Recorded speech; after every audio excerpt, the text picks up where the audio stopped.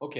Alors, déjà, je suis un vieux guide parce que ça fait longtemps, ça fait longtemps que je pratique et je suis un peu blanchi sous le harnais là. Et donc, et je suis un guide monoactif. Ce qui m'intéresse actuellement, c'est de réfléchir à ma pratique et d'avoir le plus de plaisir possible avec les gens que j'accompagne. Alors, mes activités principales sont à la fois les expéditions, et ça va avoir un rôle par rapport au faire ensemble, et à la fois beaucoup de ski de randonnée. Et en alpinisme, j'ai une pratique collective. Avec des cordées autonomes, etc., etc. Donc en fait, ça modèle mon mode de réflexion. Après, j'ai aussi beaucoup bossé dans la notion pédagogique. Et donc là aussi, bon voilà, je suis influencé par ces histoires-là.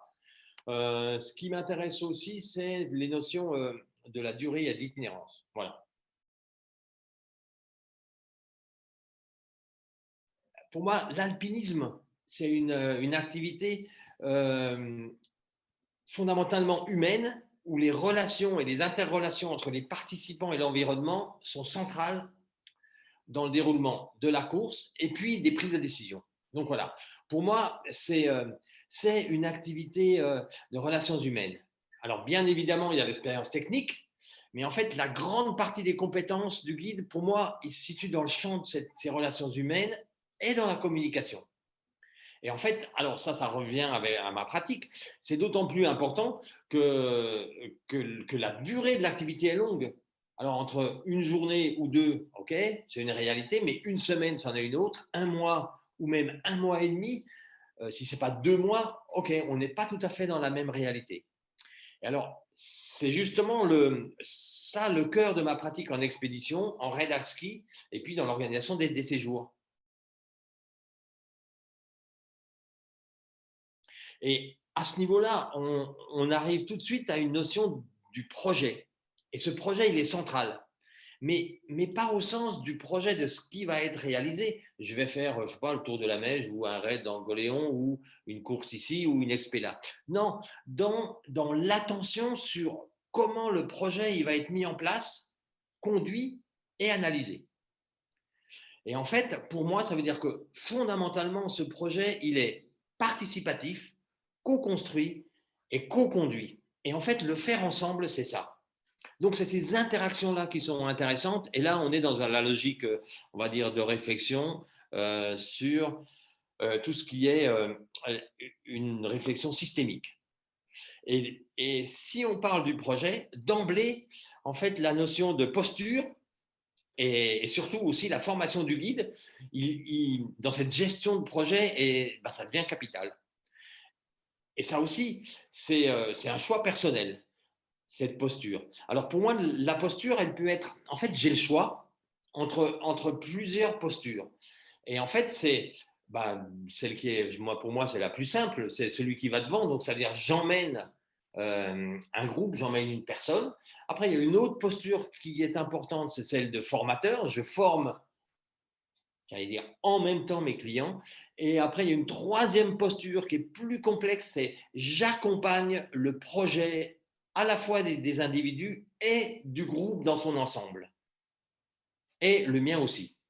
Donc voilà, cette notion d'accompagnement du guide accompagnant, en fait, c'est peut-être ce qui est le plus complexe. Et puis, on peut réfléchir à qu'est-ce que c'est qu'accompagner un groupe. D'accord. Accompagner dans le sens de ne pas faire à la place. Voilà. Et donc, c'est ce passage à un rôle d'accompagnant qui, pour moi, est le plus compliqué. Et pour moi, ce qui m'intéresse vraiment, là, dans ma fin de carrière, ouais, c'est un vrai challenge. Et, et parce que ça nous invite à faire tout le contraire de ce qu'on, j'allais dire, de ce qu'on nous a appris, de ce que l'environnement social, de ce que les clients attendent, etc., etc. Ça va vraiment beaucoup plus loin. Et en fait, c'est un changement de paradigme euh, qui, en fait, ça pose la question de comment aller vers plus de qualité dans ce que je fais. Et en fait, l'histoire, c'est de ne pas considérer la course en elle-même, c'est-à-dire, OK, je suis devant l'aiguille du midi et je commence là mon job. Non, mon job, il commence bien avant, dans la préparation, mais là, on est dans la préparation co-construite, et c'est là où le faire ensemble est important. Après, il y a la course, et là, il y a la co-gestion, et là où c'est important, mais surtout, il y a le débriefing. Chaque fois que je fais une activité, une sortie pour moi, mais aussi pour mes clients, en fait, à la fois moi et à la fois mes clients et à la fois moi. Et l'enjeu, c'est de dire, ouais, au final, qu'est-ce que je vais apprendre de ça? En fait, ça nécessite de prévoir du temps. Et de prévoir du temps, non pas pour la sortie en elle-même, le rendez-vous à la benne ou le rendez-vous au refuge ou tous ces rendez-vous-là, mais ça nécessite de prévoir du temps pour la préparation et surtout pour l'analyse de la sortie. Alors moi, ce qui me semble intéressant de dire, c'est que la réflexion du faire ensemble, c'est-à-dire le point de départ de ce faire ensemble-là, il est né justement de cette volonté de, de réfléchir à comment rendre nos prises de décision en situation complexe, donc là je fais référence à la nivologie, de rendre ces prises de décision fiables ou plus fiables. Donc on est vraiment dans un enjeu de diminution de l'accidentologie. Et en fait, là, on est dans une analyse de nouveau en nivologie, du corpus de connaissances en nivologie et d'une bascule. Et la bascule qui est proposée là, c'est de dire, eh ben, on a à notre disposition X clients, ne serait-ce qu'un, mais X clients qui ont un cerveau, une capacité à réfléchir, des yeux pour voir, des mots pour dire, et ce capital-là, on ne l'utilise pas dans nos prises de décision. Donc là, c'est toute une réflexion sur comment on construit notre leadership en tant que guide. Donc là, je le fais comme ça parce que c'est la verticalité. Et comment on pourrait construire une, ou plutôt des modalités de prise de décision qui soient plus horizontales et qui permettent de mettre en commun toute cette capacité d'analyse. Donc ça, c'était le point de départ, on va dire, pédagogique, avec le postulat qui est de dire, dans mon groupe, plus j'augmente la compétence de X, Y, Z, plus j'augmente la compétence du groupe et de moi-même à prendre la décision la plus fiable possible.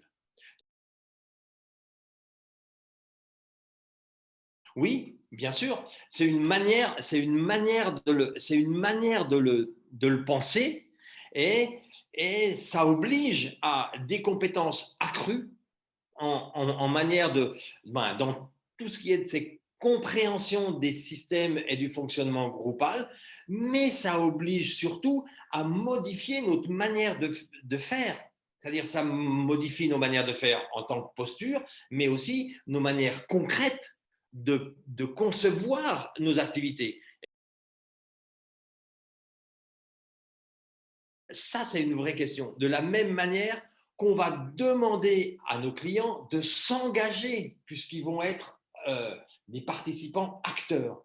Donc, cet engagement qu'on demande à nos clients, nous, il faut qu'on la fasse aussi. Et là, eh ben, effectivement, c'est un vrai effort. Et en fait, c'est un vrai effort. Pourquoi? Parce qu'en fait, pour rendre ce concept opérationnel, eh ben, en fait, il faut le rendre visible. Donc, ça veut dire qu'il faut qu'on ait une analyse précise de qui on est et surtout quelle montagne on veut partager et quelle montagne on veut promouvoir. Et c'est pas tout à fait la même chose que, ben, c'est quoi votre demande? Vous avez envie d'aller au Mont Blanc? Ben, on y va. Ok, vous avez envie d'aller au Mont Blanc, je prends une caricature, hein, mais moi j'aimerais bien aller au Mont Blanc de cette manière-là. Et on peut aller même au Mont Blanc, et moi je trouve ça rigolo, même au Mont Blanc, on peut y aller dans un faire ensemble. D'accord, donc si je résume ce que tu dis, Polo, et on finira là-dessus. Si je résume ce que tu nous dis, heu, changement de paradigme, exigence et rigueur dans nos pratiques et un outil de travail qui nous servirait, avant, pendant et après, en sachant que le avant, pendant et après a la même importance. Ça veut dire que dans le après, le débriefing, le partage, qu'est-ce que je retire de mes expériences? C'est une étape majeure, fondamentale et qu'on ne doit pas, zapper. Oui, même je dirais presque pour être encore plus caricatural. En fait, c'est presque le débriefing qui est au cœur de tout parce que c'est le point de départ de l'action suivante. Faire l'éloge du débriefing et de prendre le temps de ça. Et c'est pour ça que j'ai dit tout à l'heure que je ne savais pas faire ça. Mais surtout, ce que je voudrais dire, c'est que ça nécessite un vrai boulot d'engagement. Et effectivement, entre le temps qu'on n'a pas, entre nos enjeux de faire un peu tout vite et tout mal, et ben, là, de se dire, OK, est-ce que je suis capable de me concentrer sur la carte des vigilances? Est-ce que ça, c'est un outil précis? Est-ce que je peux me l'approprier, ne serait-ce qu'à minima? Est-ce que je peux augmenter ma compétence? Est-ce que je peux le rendre visible pour moi et pour mes clients? Donc voilà, il y a encore plein de choses à inventer avec des vrais outils. Et les vrais outils, c'est quoi? C'est des outils concrets. Ce n'est pas des concepts dans la tronche. Et moi, j'aime bien des trucs concrets. Très bien. Merci Polo.